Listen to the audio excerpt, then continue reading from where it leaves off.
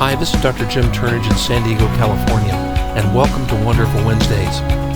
We've been here at the Heart Space for 14 years, each Wednesday night at 7 p.m. This is a very special night at the Heart Space as we continue a brand new class series based on Joel Goldsmith's powerful book, The Infinite Way.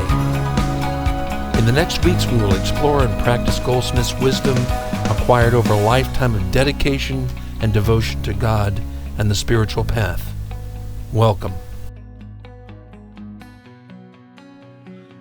Welcome to Wonderful Wednesdays. This is week 5 of The Infinite Way, the last class in this class series for 2021. Welcome.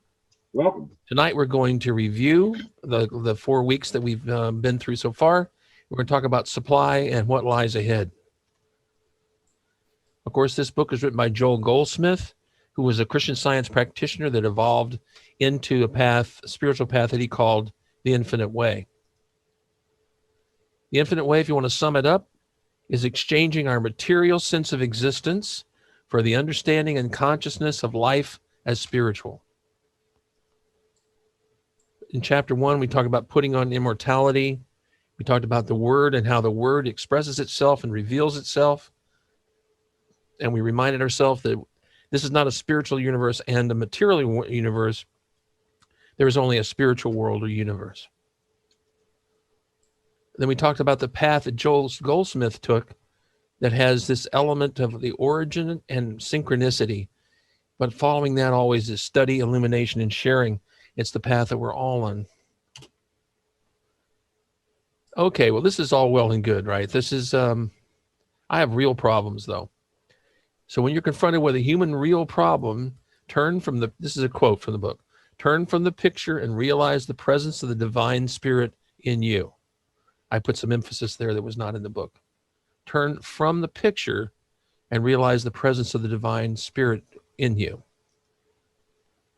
We talked about miracles many, many times. We've done classes about A Course in Miracles. All of us follow A Course in Miracles, either at some point in our life very, carefully, some of us continuously. But recognizing miracles is important, and recognizing especially that they are the normal state of affairs. The Course says the absence of the appearance of miracles is abnormal. We talked about putting on immortality. Let's see. I'll get on Jamara's here. There we go. We'll get back in just a second. I got to get something to drink. I've got. Okay, sure. I'm going to keep going, though. We got a lot of stuff to cover. I'm not going anywhere. I have to go downstairs. So putting on immortality. This is the quote that you see in lots of places. It apparently came from Pierre Chardin, a Jesuit priest. We are spiritual beings having a human experience. Our immortality is attained in proportion to our personal sense being overcome. Then in chapters 3 and 4, we talked about spiritual illumination of the Christ. Our senses confuse us. Our senses of sight, hearing, taste, touch, and smell are not the reality of things, though it appears to be so true, but not. Any thought of helping, correcting, curing, fixing things has to be relinquished if we're going to see the ever-present reality of the truth, the spiritual truth. Then we talked about 2 things that are not strictly talked about in the book, but are in his other books and also in the part of Christianity that I follow, which is understanding the difference between the Old Covenant and the New Covenant and why that's so important. Even if you're a fundamentalist Christian, this is extremely important for you to know about, read about, learn, and get enlightened about. In the Old Covenant, we were saved by sacrifice and attainment. In the New Covenant, we're saved by grace and atonement, or at-one-ment. In spiritual illumination, we relax our personal efforts and rely on divinity unfolding and revealing itself to us. Unfolding and revealing. We're not making it do anything. We're not causing it to do anything. We are relaxing and allowing it to unfold from within us. We talked a little about the Christ and seeing the Christ in all we can encounter, including ourselves. And we say namaste. I did that today with somebody. It was in a different context. We see the divine self, the Atman or soul, that is the same in you as it is in me. And we bow when we do this, namaste, and we bow.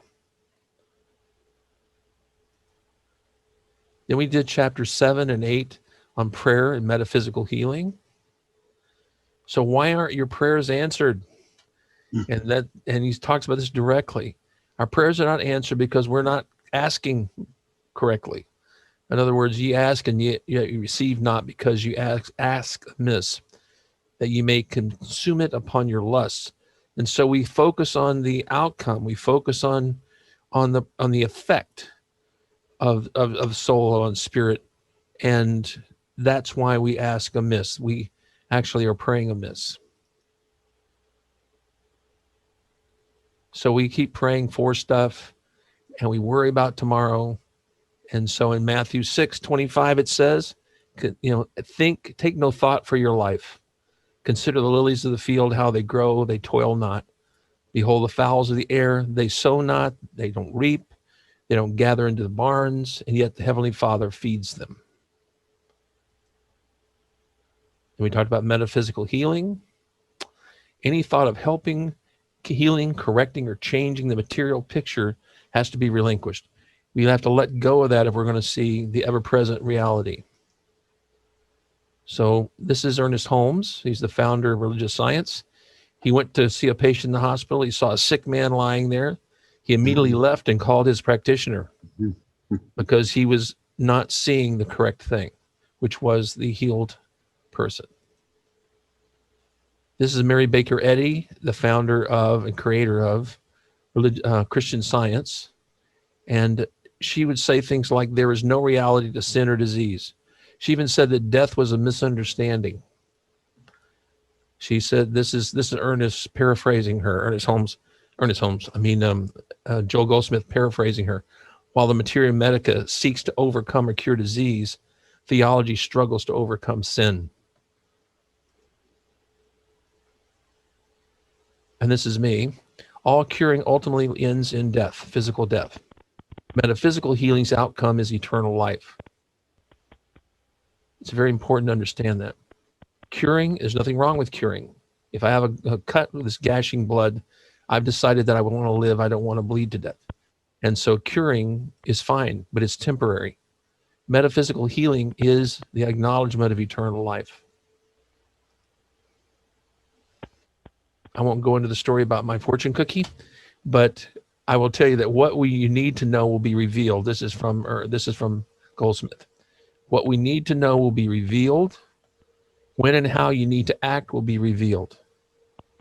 It's none of our business. The details are none of our business. Our business is to allow the vision of what is deep within us, that is our spiritual heritage, is there. And then the details are none of our business.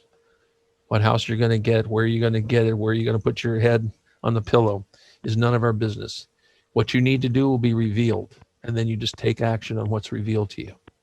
And it also occurred to me that all of the stress you feel about this, and maybe the anger or the anything that you feel towards anybody else, obscures you being able to see the revelation. That's what it occurred to me just now when you said that. Right. That I am blinding myself from stuff because I'm caught up in my emotions, negative emotions about my situation. Exactly. You're not going to be able to see the reality because you are stuck in the appearance of the physical. Yeah. So this isn't from the book. You have no personal power of healing. There is no personal power of healing. It doesn't exist. We have to be willing and receptive and be still and know that I am God. He said. There we go. And then I told the healer about the healer, put that in quotes. I'm trying to resist air quotes. The healer and her fever, and how as soon as she let go of the idea that she had any power herself, that she was not a healer in the sense of being the one who was using her force of will to heal anybody. When she let that go, the fever went away.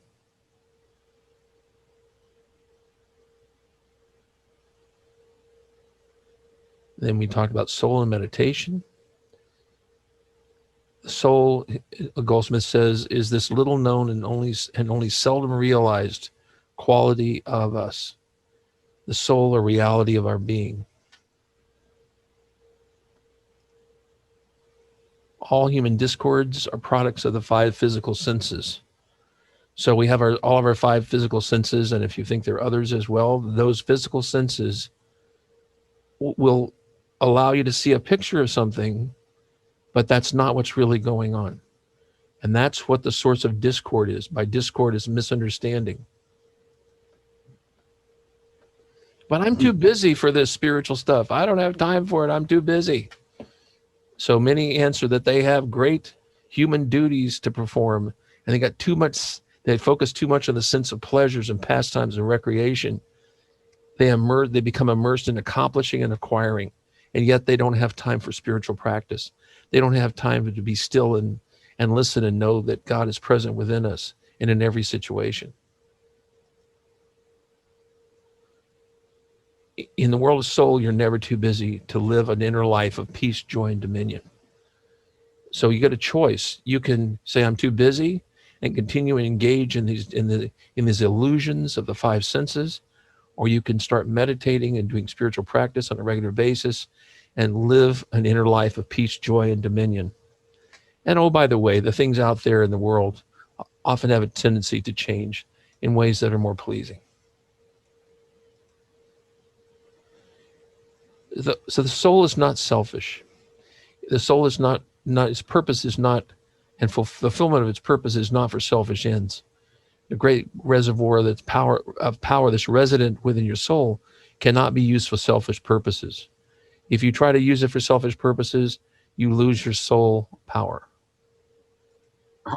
How would you define, or what would be the boundaries of selfishness in this context, as opposed to real needs like food, shelter, water, clothing? I mean, in a reasonable sense here. What I think I left that slide out this time because I had 112 slides when I started editing Okay, well, just last night. But it's, the disciple said to Jesus, we're going to this next town. How are we gonna be fed? What are we gonna wear? How are we gonna get there? What are we right. where are we gonna live? And he said, take no thought for the morrow, right? And that's when he started saying, you don't have to worry about what you're gonna eat. Don't worry about what you're gonna be clothed with. Don't worry about where you're gonna lay your head down. It's not important. That's not your job. Your job is to take the journey and to show up. That's the job. But when we're talking about the soul, Yeah. and if I understand what we're looking at here, this slide, we're talking about getting off of our ego and going back to that slide of the guy eating money or whatever it was that he was stuffing in his mouth, and his lusts and whatnot. Where does what is selfishness when it comes to the soul? I mean, now we're all short of being perfect on this, so there's probably all going to probably evidence some selfishness. But what do we need to look for? How am I being selfish, for example, when trying to find a place to live, or anything else that seems to be something that is good, for me, not just some. It's not so much about the action. It's the attitude. It's the actual consciousness. If you see a kitty cat, but you're worried about whether you're going to have enough money to pay your rent, and you see a hungry cat, what do? I feed it. Why? You don't have enough money to pay the rent. Yeah, but I have enough money to feed the cat. I mean, in a sense that I'll do what I can. I've always been the kind of person that when I see need or something, I'll try to do what I can and not feel bad about what I can't do. Yeah. Just, God puts me in situations and I either measure up to them or I don't. So you're walking in this place, in Galilee, and you're walking along, and there's 5,000 people there, mm-hmm. and they're interested enough in what you have to say. They listen to you for hours, but they haven't had anything to eat, and you got 5 fishes and some loaves of bread. What do? I give it to them and see what happens. And what happens? Well, what I think happened was that people came with food. Some of them did, And the ones that did come with food shared it with everyone else, like Jesus and the disciples shared the food they had. And all of a sudden, everyone was eating because it turns out that collectively we had enough, as it turned out. And that's what I think probably happened if I want to get away from just Jesus doing magic tricks and making a lot more fish appear or something. It actually says all were fed. Yeah, all were fed. I don't know the exact Greek translation for the word fed in Yeah. that sense. I'd have to do some research. But I suspect that Jesus was saying, or at least the disciples who were listening to him were saying that their soul was fed by the message. Because we can live through a lot of deprivation when our soul is fed. We can live through periods of hunger and want and lack when our soul is fed. And it just may be, too, that they only needed a bite of bread to say that that was enough. I guess where the point of my question is actually comes from a Buddhist perspective. In Buddhism, we have a concept known as practicing for oneself and practicing for others, meaning you're doing your Buddhist practice for your own enlightenment, but also you're doing it to help others as well. And there's a connection between, as you become more enlightened, your environment becomes more enlightened around you, but also you're focusing on other folks and helping them like you're helping us right now. You're taking your precious time away from anything else to have these meetings on Wednesday night. Yep. And, you may say, well, I do it for myself. And I can see why that would be true, but it is also for us. I mean, I get a great deal out of this. And so that is a gift, or in Buddhism, we call it Bokuyo. It's a gift to our souls as like appreciation and like namaste, you recognize, and we're getting fed. So I guess what I'm wondering is what happens in terms of how you split your time, or in Buddhism, we call it ichinen, or where your prime focus is towards something, and towards either your own needs or others as you see things around you, things that need to be done and like that. You could almost take this literally and go, well, you're not thinking of yourself at all. You're not even going to worry about where the next meal coming from. You're not going to do is help other people. But does it really work just that easily? Particularly if you're married and you have dependents and responsibilities and things like that. I know the weirdest thing, Stan, the more I've let go over the years and allow things to unfold, I've gotten out of some real fixes that looked like that they weren't going to be solved. It looked like they were impossible. And the more that I've had faith that things are working out, they almost never work out exactly how I thought they were going to work out. Sure. But they work out in a way that was better than I would have come up with. But at any rate, that was the way it was going to work out. It wasn't going to work out any other way. It was going to work out that way. And, I mean, when I went to medical school, I had debt. That's what I had. I had debt. I had no money. I had only debt. The money that was in the bank account came from student loans. There was no money. Yet somehow I ended up in this great school that I'm so fortunate. I was thinking about today how grateful I am. And these people just spend their whole lives distilling this information, this knowledge, this wisdom for me so that I could be there and experience it. And somehow I came up with about $250,000. That's what I came up with. And if I'd known that ahead of time, that would have been pretty daunting.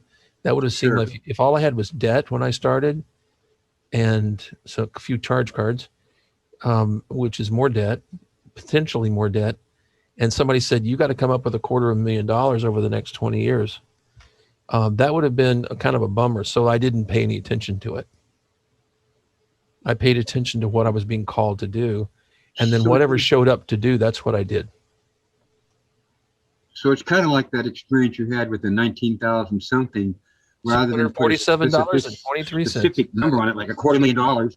Yeah. Rather than go, well, I need to come up with $250,000 to make this happen. My God, how am I going to do that? Right. And stress about it. What you're saying is you just went ahead about doing it. I mean, doing the medical work, going to medical school and seeing, and somehow things happened because you didn't specify the exact amount. You probably, if you had, you probably would have It would have been a real negative influence probably on my behavior. So And the takeaway is, don't worry about the details. take no thought Set for tomorrow. set your goal, or set the large picture, and then go about the best way you can in any given moment to see that Yeah, goal. and I don't even do that. I mean, even more in meditation and prayer now. I'm not asking for anything. I'm not even looking at conditions very much. Okay. I just go there and hang out with God for that period of time. Uh-huh. And I use whatever techniques that I know, meditation, prayer, breathing, if I shift to mindfulness, if I'm having a little trouble with just ordinary meditation, whatever techniques I know, to hang out with God for a period of time. And then I be still and know that I'm God. And I'm just listening with expectation. I do have an expectation, but the expectation is for nothing.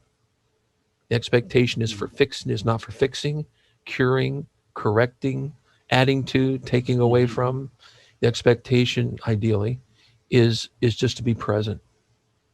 Well, in my specific case, I have a general idea of my need. Okay, I need a in a general sense, I need so many bedrooms. I need so much space or yard or this or that. I mean, there's certain things that if I'm going to keep doing what I'm doing, I'm going to need to have this kind of a platform, or this kind of.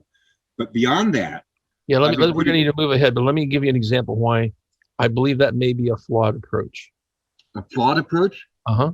Okay, please. What if you're actually being called to take care of a much greater number of cats and a much greater mission for yourself?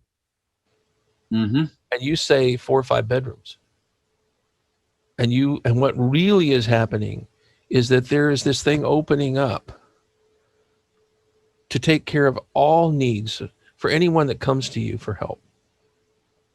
Okay. What if that were happening? And you focus on 4 or 5 rooms. I probably wouldn't see it. Right. And so I wouldn't ask for anything. I mean, that's why I switched my prayer to my life is my ministry is my life, fully supported my ministry and fully supported my life, because I don't want to limit myself. So God knows what I need. Just go out there and look and make phone calls and pound the pavement and see what happens. If that's what you're called to do, the work will show up. It will reveal itself at the right time in the right way.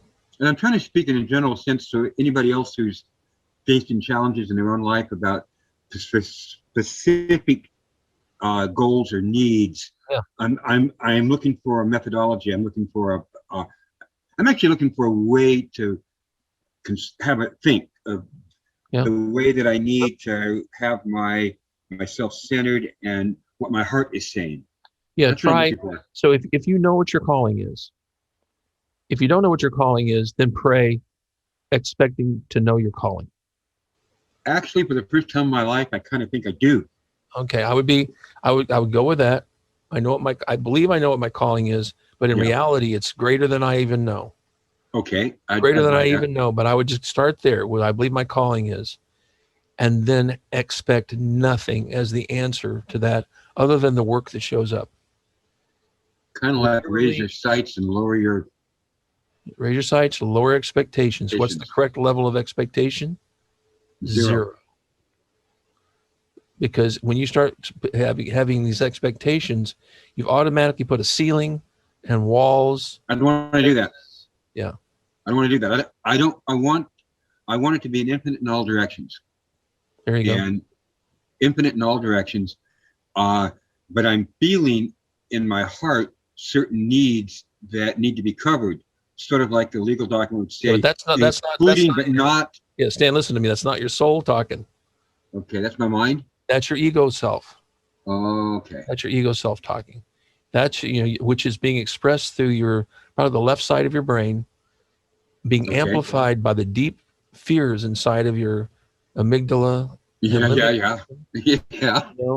In concert with your artistic side, your left side, but it's driving the left side of your brain to say there's Mhm. got to be a plan, there's got to be a limit, there's got to be a floor, there's got to be a ceiling, there's got to be a number, there's got to be a number of bedrooms.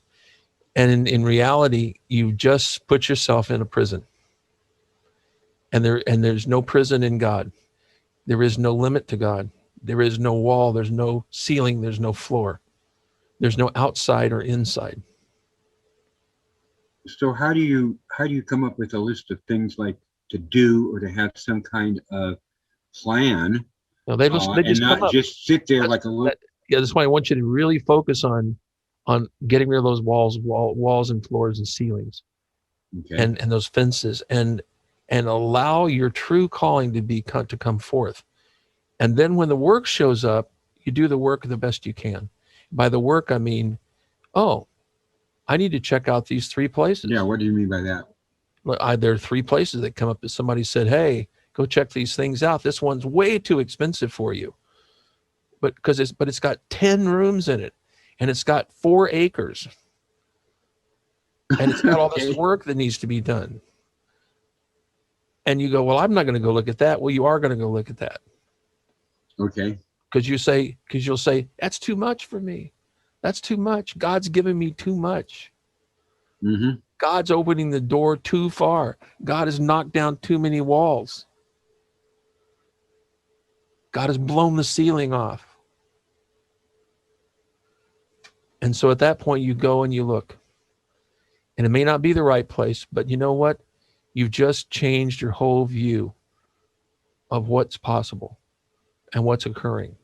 And when you do that, then the unlimited nature of God can start expressing itself. Maybe it's one room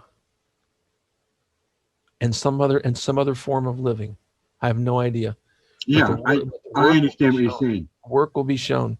And when the work shows up, you give it your best. You do the best you can. Right. Yep. Thank you. Yeah, those are great questions.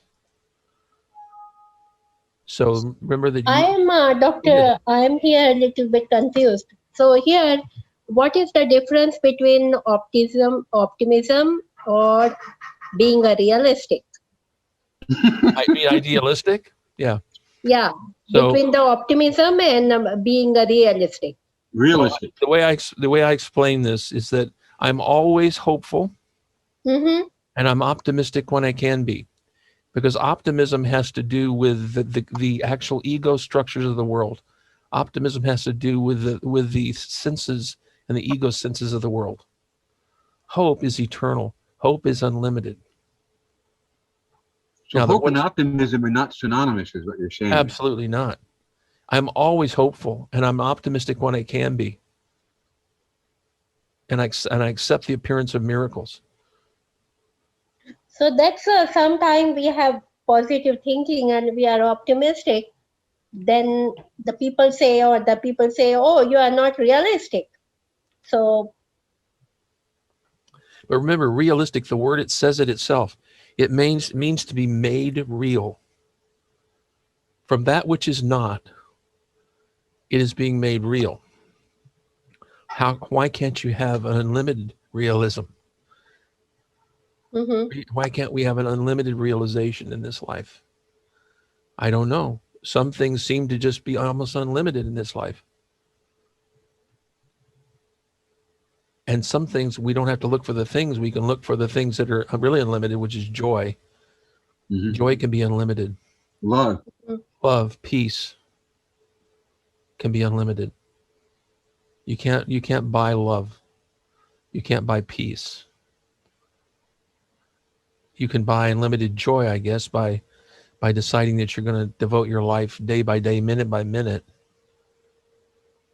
to peace and love. But being realistic, oh well, that's something to do, but that's of the world. That's of the limitation of the ego world.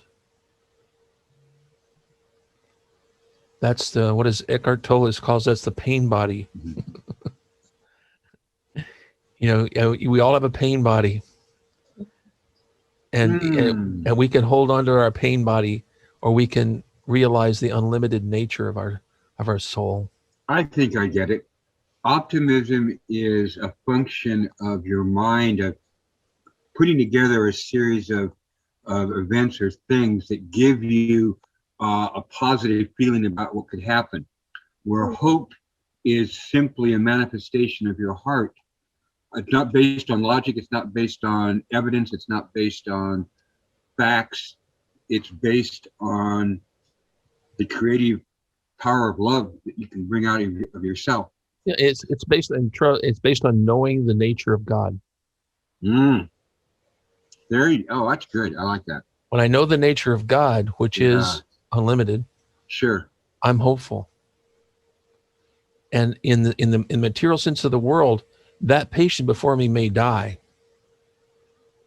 But I'm hopeful because I know the truth of this person is that they have eternal life, not in their body, which is sick and diseased. They have eternal life. I'm always hopeful. And when I can be in the face of things that the appearance of the physical, I'm optimistic when I can be, but I'm not delusional. So the unillumined thought beholds the universe as material. This is what we're talking about. The soul sense sees and understands the universe as spiritual. So when we don't see the spiritual in any situation, we are misseeing the world. We're missing it. I love this picture. Well, that's one of my favorite block prints. Yeah. I love the colors in it too. It's just beautiful. Yeah. There's this other thing happening, isn't there? Yeah. And here we are. Well, it's a pretty cool place. Then there's this other thing. And there's a divider there to it. It's like a dividing. It's a hard edge. Yeah, this is our limitation. prison. That's our little prison that we're living in. Yeah. It's a limitation of our thinking. I put this slide in here because it's so important. Question before you go on to the next slide. Sure, go ahead. You said something that struck me. You said, if you can't see the spiritual, what did you say? You need to see the spiritual thing for it to be real, or something. So you said something like that. Yeah. If you're not seeing the spiritual universe, you are misapprehending or misunderstanding. You're misseeing. You're not realizing what's really going on. Can you give an example? Yeah. So when somebody said to me, "You're too old to go to medical school," that wasn't just one person. that was Universe. many people, and books, and lots of things, and statistics. And you're a white male too. I paid no attention to that because God had called me to do this. And so these things, these facts, and books with statistics in it, and experts had no effect on me because I knew that was an illusion. Because the accomplished fact was that I was already a holistic family doctor, even though I had never been in the sight of a medical school ever. Does that make sense? Yeah, it does. Because my goal in this move is to accomplish something that I think that I have a strong feeling I'm guided to do, and everybody's telling me you can't do it. Right. Okay. Yeah, and it just like, and I don't ignore them. I say thank you for sharing. Right. I'm not being smart alecky when I'm saying it. I thank you for caring about me and not wanting me to be disappointed in this world of form and matter. Because I will not be disappointed no matter what the outcome or the path. Didn't your own father doubt that you could do it because of all this stuff? I mean, that was afterward. Thank God he didn't tell me, because I admired my father so much.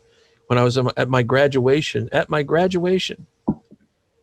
get my diploma, and we're all standing around afterwards. I'm in the robe, and I got the hat on and all stuff, and the thing around my neck, the stole around my neck. And my father says, "I didn't want to tell you this, but when you told me you were going to go to medical school, I didn't think you had a chance in hell." I said, "Thanks for not sharing that." But even then, I don't think it would have made a difference. I was so certain that this But was an accomplished fact. It was already you done. knew what you were called to do. Right. You knew it. Except I You didn't knew know it. I mean, but it's who you in the are, sense of who you like were. regular world, the actual manifest world of laws and rules and Mm-hmm. regulations and educational systems, I had no idea, because actually what I was being called to do didn't exist, which is even better. Yeah. That's But probably a better you example. knew in your heart. Yeah, Stan, that was probably a See, better the thing example. So yeah, I've always, finish those, Stan. So Emmy, the thing I've probably always been confronted a with better, yeah, Stan, in just my, hold on a second. So Emmy, probably a better example from my life is I was being called to do something that didn't exist, and that made no difference that it didn't exist at all,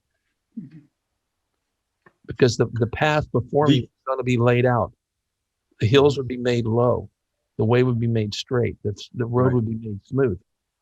Now there could be a lot of bumps on the road, there could be apparent, setbacks, but I knew the calling, and the calling was something that didn't exist, but was manifest already in consciousness before it could manifest in the world. Right, अब मैं चालू कर लो.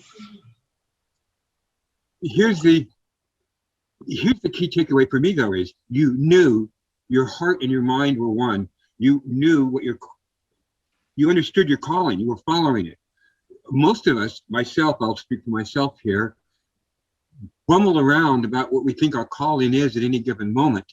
Yeah. And because we're not grounded in who we really are and what we really stand for, and so what we need to be doing next, we fumble all over the place, and we try to manipulate things like a magician, trying to move things around and make it work. So what I'm taking from you, Dr. Turnage, is the absolute essentialness of coming to understand, coming to agree with yourself, and know that you know what it is you're about. Because then anything can happen. But if you don't know that, you're going to be all over the place. I've been all over the place in my life. I didn't get this like a shot out of the blue from nothing.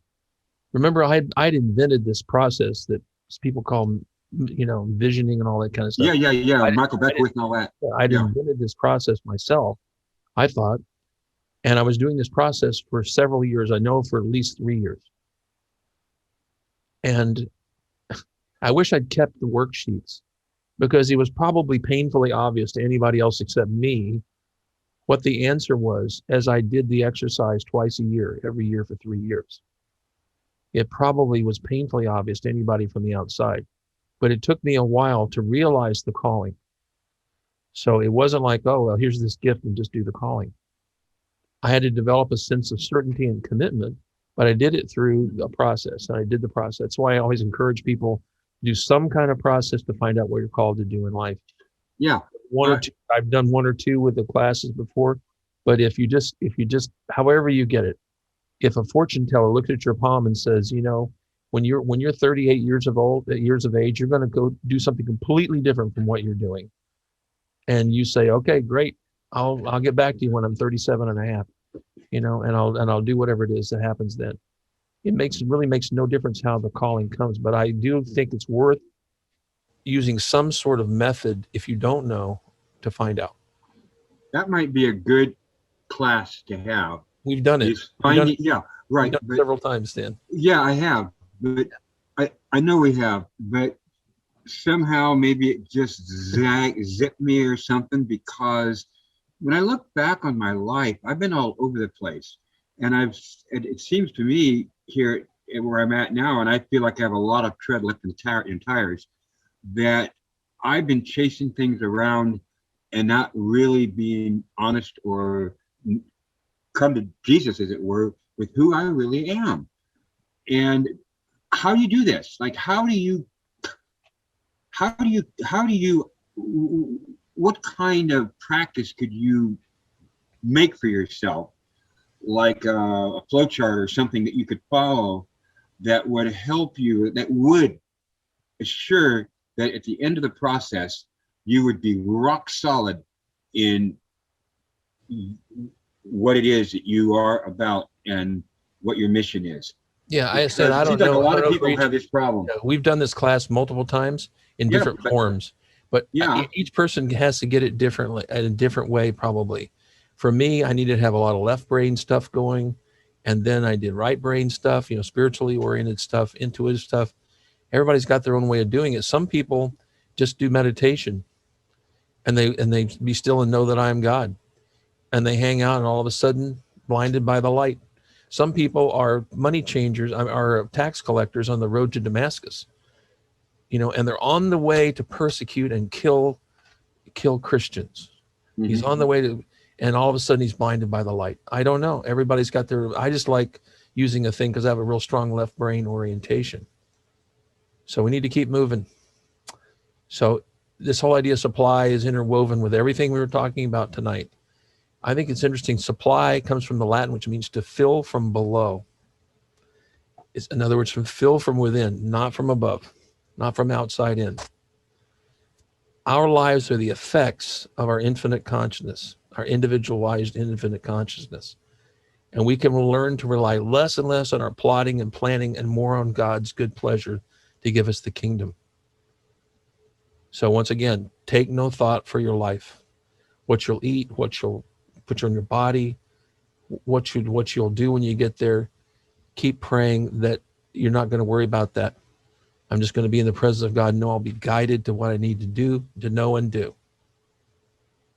And he says in Matthew 6:33, seek ye the kingdom of God, and all these things will be added unto you.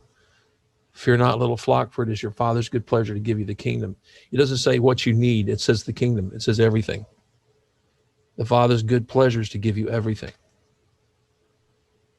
There's no such thing as a supply of stuff. This is from the book. There's no such thing as a supply of money, clothes, homes, automobiles, and food. These are the effect of supply. Supply is something else. And he gives the example of the orange tree. The oranges on the orange tree are not supply.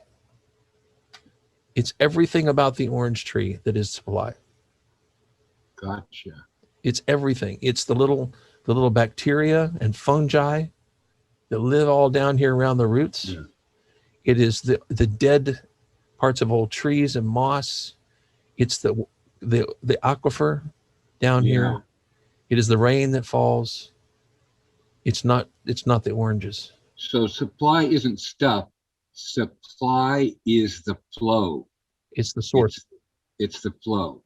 It's the source. It's Because within that tree, there's a law of operation that is orange tree.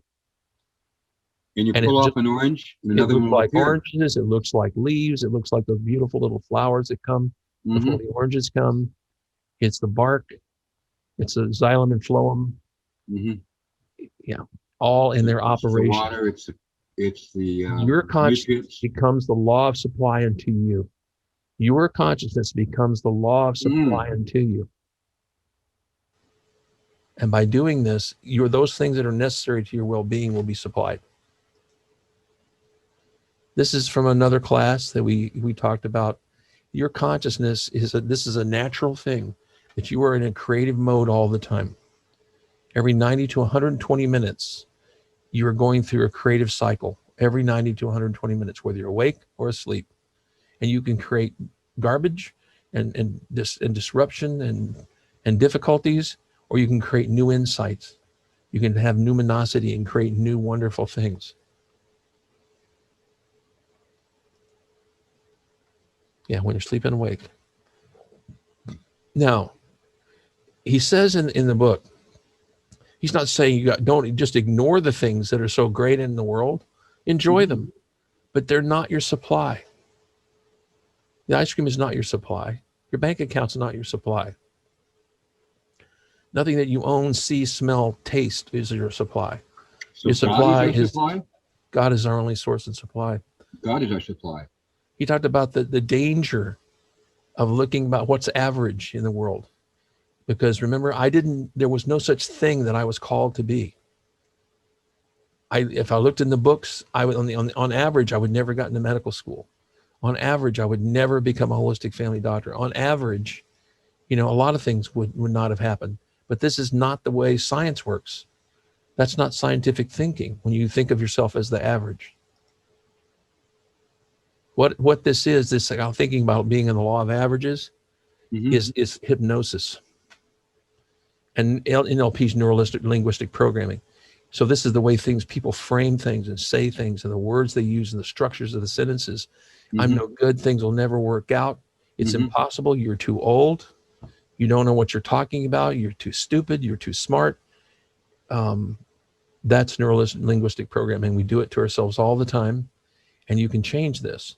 But the best change is not to try to do trickery with words. The best thing is to be still and know that I am God, and listen and wait for the inspiration to come. Stephen Gilligan has this wonderful way of saying, people, you walk through your life receiving curses and blessings, and we pay a lot of attention to the curses. We don't pay a lot of attention to the blessings. The people are cursing and blessing us, but even whether curses or blessings, that's not your supply. In fact, if you get too many blessings and you focus on only the ice cream cone, you're probably not going to you'll never see the kingdom of heaven. You're never going to see your source. Yeah. We are the law unto our universe. Our consciousness is we are the law unto our universe. So, sorry, Go ahead. doctor, I am still confused with that. So, how that hypnosis plays a role? Yeah, Previous people are, slide was remember, because that was a very important slide. remember that you are being hypnotized all the time. Everybody knows how to do hypnosis. That's one of the things fortunately was taught in by the Erickson people, is that you do hypnosis naturally. You don't have to like trick somebody into hypnosis. Everybody knows how to do it. Do you drive a car here today to your home? Mm-hmm. Yeah. So when you were driving, do you remember every single thing you did when you were driving? You remember you remember how far is it between the little bumps on the road on the freeway? You don't remember. How many did you go past? Yet you got here. You got home. Somehow you got there. And how many stoplights did you go through? You have no idea. Yet you did it perfectly, right? People will be driving home. They have this whole story going on in their head, and yet they navigate all this complicated driving, and they get into their driveway and they have no recollection of any of it. And yet they did it perfectly because they were hypnotized. Now, some of the hypnosis, though, is not good. We hypnotize ourselves into lack and limitation. We hypnotize ourselves into suffering and pain and sadness and anxiety. And we can break this hypnosis. But doctor, that's not a hypnosis. That's a means how it can be hypnosis. We still see all those things, Uh-huh. Yeah, during and hypnosis. Yeah, have you? yeah, and just like if there is a traffic on the way, it Uh-huh. really affects us. It doesn't mean the signal. If I have 4 5 signal, although I'm not counting it, but if there are red signal and I have to wait over there, of Uh-huh. course that's affecting my mind and my body and my stress level. Yeah. So I feel like What were you it's not thinking a about when you? complete hypnosis. It's a you can say only 10 or 20% hypnosis, not more than that. Well, there's no. It's not important whether it's 10, 20% or 100%, Mm-hmm. because the studies on hypnosis show that it doesn't make a difference how the depth of hypnosis and on the clinical effect of it.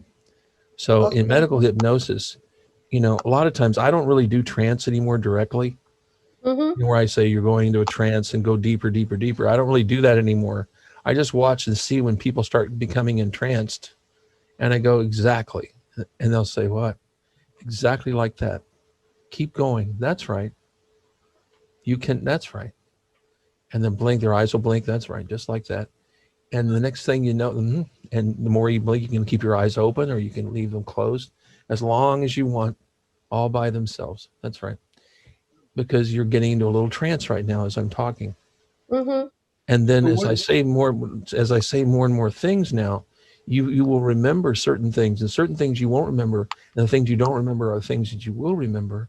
And as you begin to remember all those things, all the things that you need to pull from tonight will come to you at just the right moment in the next hours and days, every 90 to 120 minutes. And I know that that's right. And you're beginning to experience that right now. I'm not sure which things you'll pull from the talk tonight, but you'll pull all the right things from the talk tonight that you need to have at just the right time. I wonder when that will happen. I'm not certain, but if you are certain that you can be certain, you can begin to notice that in the next hours, minutes, days, and weeks. Dr. Does that Trudy, make sense, Anjamar? Yeah, yes. Yeah. Yep. Okay, we need to keep moving here. what is hypnosis? It seems that in this context, it's pretty much we're going around living our lives mostly hypnotized, because mostly we do things that we are aware of at the moment, and then we forget about it, and we're not aware of Yeah, I can't go into all most that of what tonight. we're not. I can't go into all that, but I would tell you that there's a big difference between hypnosis and meditation. In meditation, you're intensely fixed on something, and to the exclusion of a lot of other things. In hypnosis, often you're very fixed on something, but you're aware of everything that's going on. Maybe meditation is you are doing by yourself, and hypnosis is you are under control of someone else, no? No, the operator has nothing to do with it. I like when I was just doing hypnosis with you there. The interesting thing is, I'm not sure when you are going to remember the certain things that you need to remember for tonight, but isn't it interesting to know that you can remember those things at just the right time? And so this is an example of hypnosis. Even though we're all talking and we're all look at each other and we seem to be completely awake. And all I'm doing is using basic hypnotic techniques to facilitate your discovery. Does that make sense? Mm-hmm. Hypnosis, stage hypnosis where people try to look like they're putting other people under control and making them quack like ducks and stuff like that. Dr. Dane, That's not really hypnosis. That's just what is it? stagecraft. It's Gimmick? stagecraft. Stagecraft? Yeah. I could talk for hours about the different things about hypnosis and particularly stage hypnosis, but we're not doing that tonight. So this is about my book here. The reason I wrote the book is because God is my only source and supply. It's very important. Where is my source? Where is my supply? God is my only source and supply. So this is the source. This little thing right here, that's the source of the Rapid River. Mm-hmm. It's up on Tibor's Ridge in the Black Hills of South Dakota. And the water for that creek that becomes the river, becomes the Cheyenne, that becomes the Mississippi, ultimately empties into the ocean, begins right there as the water trickles out of under a rock. That we can think of that as the source of supply, but there's always something deeper in the world of the physical world. Mm-hmm. So when I'm talking about source, I'm talking about God. I'm not talking about that rock up on the Tibor's Ridge Mm-hmm. in South Dakota for the water that flows ultimately into the ocean. I'm talking about God. Okay, what's happening here? Yeah, I'm trying to emphasize the word "and" here. Source and supply are linked together. It's an "and" world. Source and supply are linked together. It's an "and" world, just like your hand has a palm and it has a backside. You do not have a hand without both sides. Source and supply are one thing. God is your source and supply. There is not a separate source and a separate supply. You can't have a gold coin without a front and a reverse, a face and a reverse. It's an "and" world.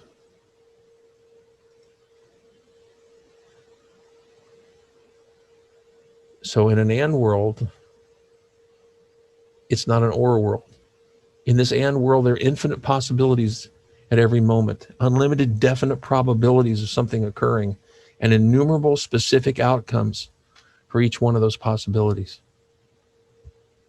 So when you think there's only one way out, well, you would be making an error. When you think there are only two ways, you'd be making an error. Any number that you can come up with, there's always more. It's either this way or that way. No, there are other ways. There's always another way.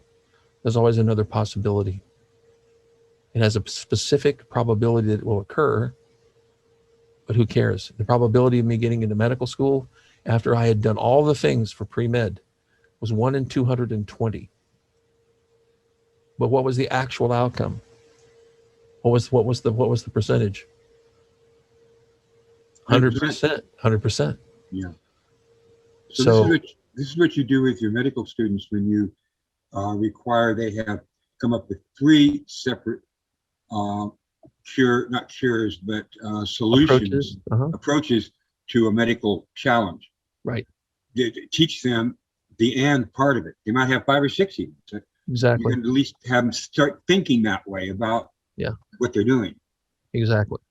So how these are the same thing, Doctor? Infinite possibilities and probabilities. I And the don't feel reason I like phrase it that way is because I studied physics. okay. And Yeah. okay, I yeah, can. so there are infinite possibilities. Mm-hmm. However, you can't, if you add up infinite possibilities, that doesn't work. That's an undefined number. Right. It's infinite. If I have a very large number of probabilities and you add them all together, what is the probability? 100%. Mm-hmm. So in my case, getting into medical school, even though my a priori probability was 1 in 200, in reality, the outcome was going to be all the probabilities of all possible outcomes was going to add up to 1 or 100%. Now, each one of those possibilities has a specific outcome. So I either got into this medical school or that medical school, or I became a chiropractor, or I became an osteopath, or I became a veterinarian, or, I became a teacher in a high school. Mm-hmm. The outcomes are different, but I could go on and on about the possibilities, right? But they all end up with specific outcomes. That's the manifest world. And so when you live in an and world, when God is my only source and supply, the supply is God, source is God. They just look different depending on where you're standing. If you're So standing, go ahead. does it mean there is infinite possibilities and there is a probability? So the outcome is depend on my destiny. It's just a fine point. It's a mathematical point. The difference between infinite possibilities and an innumerable probabilities is just mathematically different. That's why I differentiate it. Yes. Because if a mathematician or a physicist looked at that slide, they would go, "Oh, I get it." If I said, "Oh, there's infinite possibilities," and then they have different outcomes for each one, that would be mathematically not correct. It would be physically not correct. So either it is destiny or you're trying to explain that because when we link this, God is my only source and supply. Mhm. So it means whatever, there are different possibilities.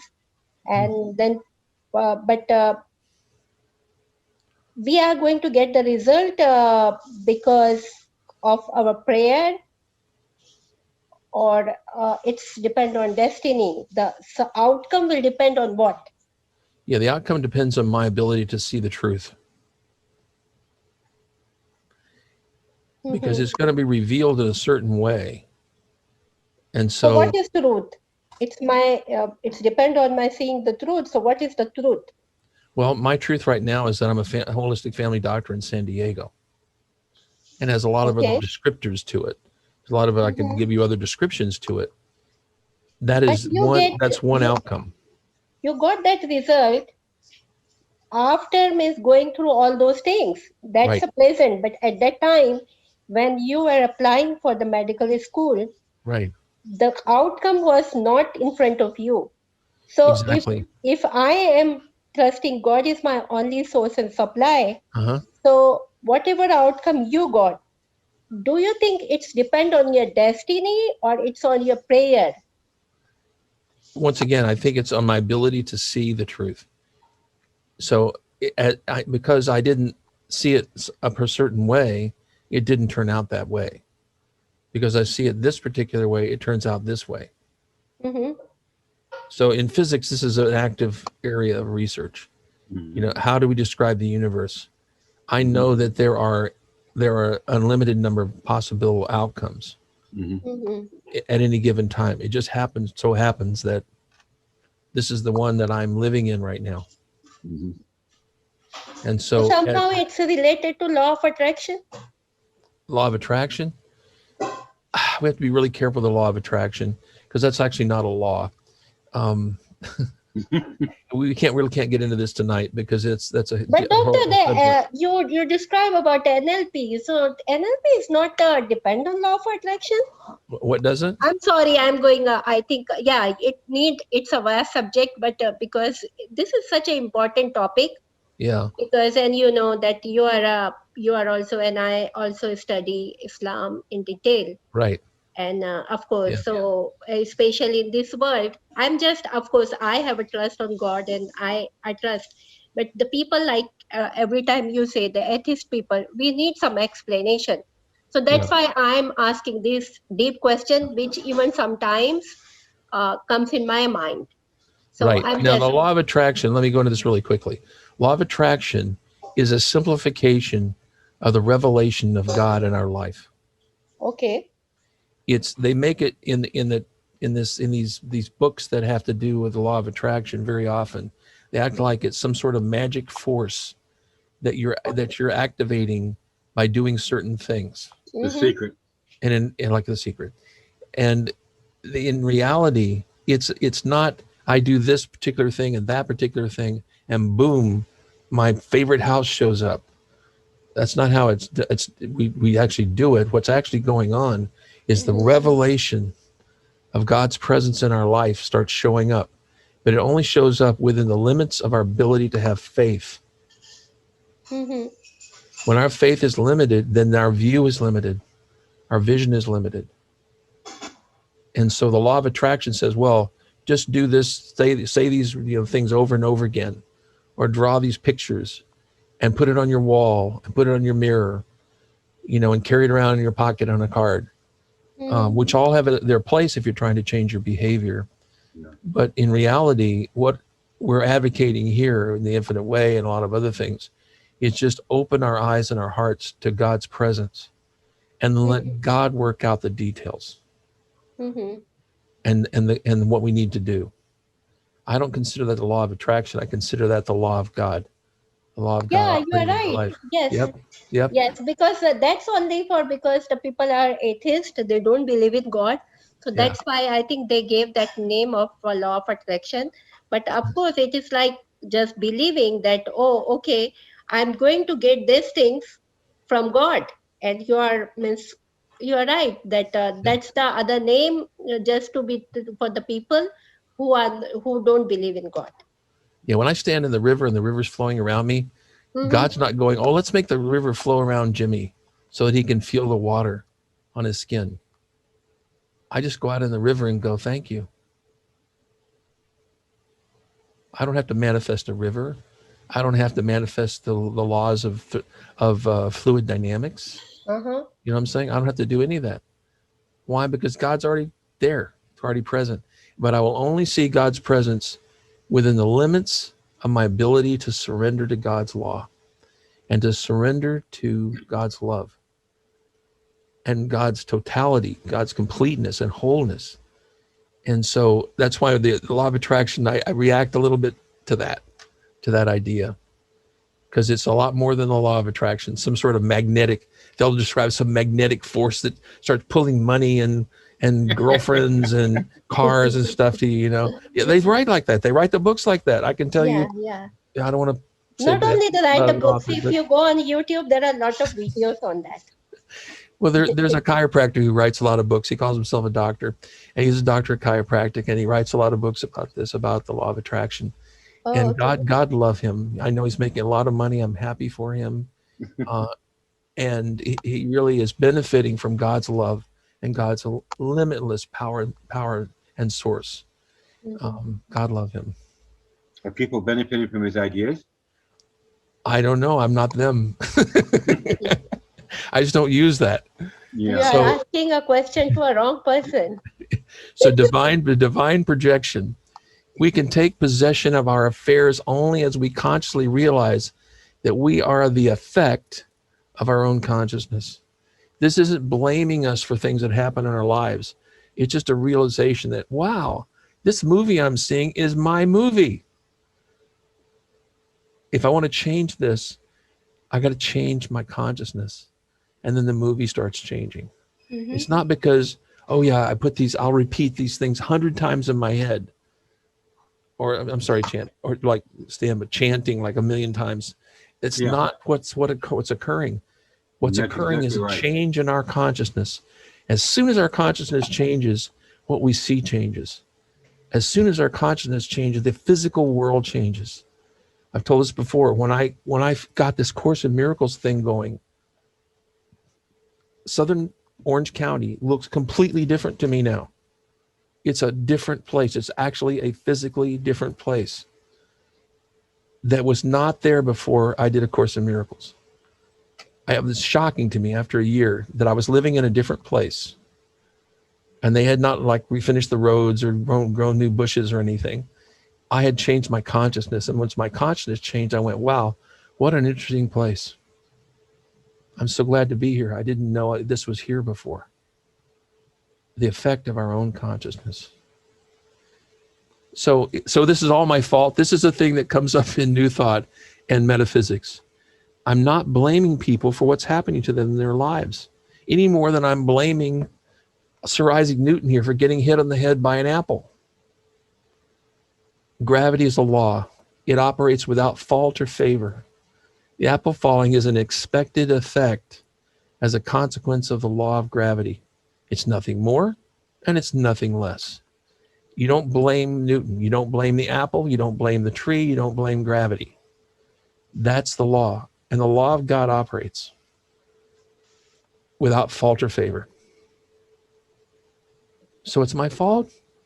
So during the day, become aware. No matter what you're doing, selling a car, doing housework, we must consciously remember that we are the law unto our universe. This is from A Course in Miracles. It's lesson 126. All that I give is given to myself. Are we surprised that we reap what we sow? Are we surprised about that? It's in every scripture I've ever read in every religion. Are we surprised that we reap what we sow? It'll be in some different form. All that I give is given to myself. During the day, whether doing housework, no matter what we're doing, remember that we are the law unto our own consciousness. Stop trying to apply the truth.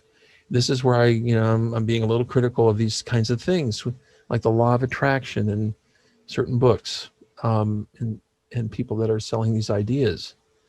Stop trying to apply the truth. We're attempting to apply the truth is the action of the human thought, while truth is infinite. Mm-hmm. We will always limit ourselves when we try to apply the truth directly in some sort of fashion, repeating the thing 10 times, whatever. Nothing wrong with doing that if you want to change your behavior. It's the reality of being for truth to act upon. So our truth, the reality of being, is our soul. It is God acting through us. And truth is self-acting and self-operative. You don't have to manipulate it. You don't have to fix it. My life is my ministry. My ministry is my life. I'm fully supported my ministry. I'm fully supported my life. Well, how's that going to work out? I have no idea. That's none of my business. What are the details? None of my business. Is the work that I'm called to do my business? Yes. Because I'm living in a physical world. I want to talk a little about quantum mechanics who stands here. I guess I could have dropped the slides out of Stanward here, but this is quite interesting. So I want to quantum mechanics of BS. So this is something people forget about in this metaphysical interpretation of quantum mechanics. What does this have to do with this? Because as my consciousness is, so is my life, right? Remember, there are big things in the universe, like people and cars and mountains. And there are little things like molecules and atoms. And then there are minuscule things. There are waves and particles and subatomic particles. And Most strings. quantum mechanics has to do with Strings and little things. minuscule things, right? Yeah. So when you read these books about, okay, the explanation of the law of attraction is quantum mechanics. Quantum mechanics doesn't operate on the big things. It doesn't operate on the little things. It operates at the level of the minuscule, the tiny, tiny, tiny things. But the latest research shows that it operates a little larger than we thought. Right, but Still not let's here. remember, it's down here, though. Yeah, it's down here, Yeah. but we've seen Yeah. it move. We've seen it operate on a level larger than a single particle, Photon. a single quantum. Yeah, longer than quantum or photon. Yes. So this is important to remember. When you're reading books that promise you, boy, this, and they wave their hands, this is where the BS part starts, and they wave their hands and they say quantum mechanics. No, you ought to say Einstein and gravitational field theory. Take a They're deep talking about breath. big things. Remember, Newton still works. Yeah. The apple still falls toward, does it fly through the universe or does it go toward the center of the earth? It only goes one way, toward the center of the earth. Are there other forces? Right. There's other forces acting on it. Yeah. There are actually forces pulling it toward the sun. There are forces pulling it toward the moon and through the planet, other planetary bodies, right? But the major force is if the apple falls from the tree, it falls toward the center of the earth. Okay. Big things. Quantum mechanics is a wonderful thing, and it's used mostly as a metaphor. Metaphysics, just like metaphysics is not quantum physics or Newtonian, mechanics or relativity. It operates on this level, but it's a metaphor. It's used mostly as a metaphor. If you read those books about law of attraction and all these other things, and they wave their arms and say quantum mechanics, remember it's a metaphor. There's nothing wrong with it if it helps you keep your metaphor straight. So this is the famous double slit experiment. Yeah. And so a quantum, which is one little thing of light, can either be a particle or a wave. It can either be one or the other. It's not both at the same time. Let's see. You have a message. It's prayer time. Okay. I don't want to disturb. That's why. Sorry, I have to pray. Oh yeah, it's time. Okay, we'll see you next week. Thank you so much. Okay. I love your question, by the way. I really like your let me keep question. going. We're running really long tonight. Okay, this is a very important thing to know about. When they talked about quantum physics, this is what they're talking about and how your consciousness acts on the physical universe. So there were these experiments that have been done since the 1940s and 50s. You can do it in high school. Yeah. Yeah, I mean, that's simple. Yeah. So you either have a photon, which is a particle, or a wave of light. It's a one packet of light. And if you shine it through, send it through two slits, it'll impact on the screen, the next screen behind it. The outcome of this depends on, he said, whether you're looking at it or not. In other words, if you're observing or measuring, is a better term, would be measuring. If you're not looking at it, it looks like a wave. In other words, this is a wave pattern. So all these little photons go through there and they act like waves in the water. If you're looking at the experiment either before or afterwards, they'll all align in little lines like particles shooting through the little holes. Does that make sense? Now you understand a lot about quantum mechanics, a whole lot. The observer affects what you see. So is there an observer here? Is he observing what he's doing? Yes. Yeah, we're observing it. Yeah. So he's shooting a machine gun through these slits, right? Yeah. And where does it end? Does it look like a wave pattern? A bunch of little wave patterns? No. No. Two lines. Why? Because he's the observer. Okay. Once again, attempting to apply truth is the action of human thought. Truth is infinite. So be careful with this quantum mechanics argument. Truth is a reality of being. Truth is self-acting and it's self-operative. So that's the basic part of the book. Then there's a bunch of stuff at the end of the book, a lot of principles of the infinite way. And, there are hundreds of them there, and they're interesting to read. But I like this from the New Horizon, the chapter of the New Horizon. The entire human scene is mesmeric suggestion, and we must rise above the desire to even good human conditions. That's what we were talking about earlier about hypnosis. So I guess that's a good thing that came up. What the heck does that mean? What's The that? entire, what the heck does this mean? The entire human scene is mesmeric suggestion. In other words, under the influence of hypnosis. Right. And we must rise above the desire for even good human conditions. What do you mean by that? Yeah, this is, in other words, our senses. We need to rise above our sense self of the world, because the world is neither spiritual nor physical. The world is only spiritual. And that's what he means by rise above. This idea of looking for good human conditions as our goal. Our goal is actually to rise above all that, be still, know that I am God, and be aware of God's presence and God's possibilities for our life here and for eternity. Plus, I wanted to put this graphic in here because it's got a cat in it. Yeah. She's meditating. She's levitating. The cat's meditating. The cat's meditating and levitating as well. You know, as I understand Goldsmith, he actually kind of lived this because he always had a problem with money. We're told, at least you've told me this. Yeah. He never seemed to have be able to handle his money issues the way that maybe he'd want, even. But somehow he could rise above it. When he let go of that, everything was fine. Yeah, because look, I mean, what I know about him is he lived in Hawaii at the end of his life, and somehow he was married and happy and had a practice. And every time you say he had money problems, I'm thinking to myself, well, it didn't seem to really stop him. And remember, that was early. That was earlier when he was still trying to. But it didn't seem to stop him from being who he was. That is, display his truth. But yeah, and so I've talked about this before. Early on, he didn't get it, but as he got older and got more experience, he didn't have to worry about money because God is my only source and supply.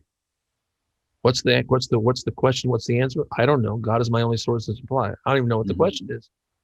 God is my only source and supply. Okay. So finally, we are the joint heirs with Christ in God. All that the Father, my very own infinite consciousness, has is mine. This is what he's talking about. We have all that God is available to us. It's a matter of us letting go, letting God show us the way, and allowing our consciousness to change so that we can see the fruits of our inheritance. That's exactly what Jay said in Course in Miracles. Exactly.